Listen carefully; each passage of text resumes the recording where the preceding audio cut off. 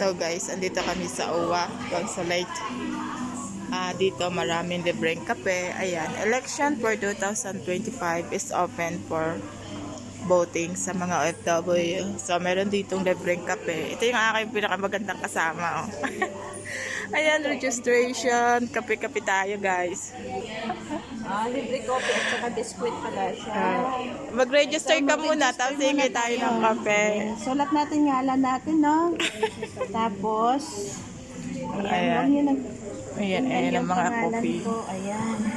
Tapos yung number ko, hindi ko alam. Ayan, mag-ano tayo. Hingi tayo ng kape kay ma'am. Thank you po. Nakiki-vlog kami. Thank you. Tapos, ayan. Mayroon tayong coffee mate. Dalawang coffee mate.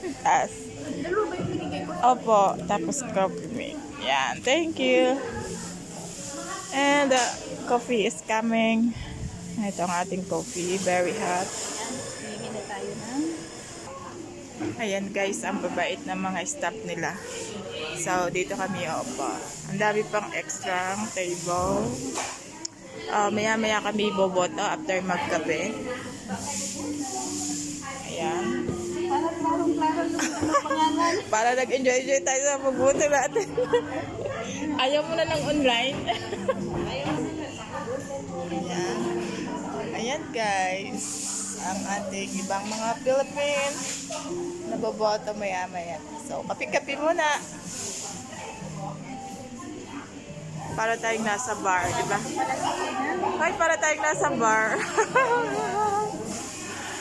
Yeah.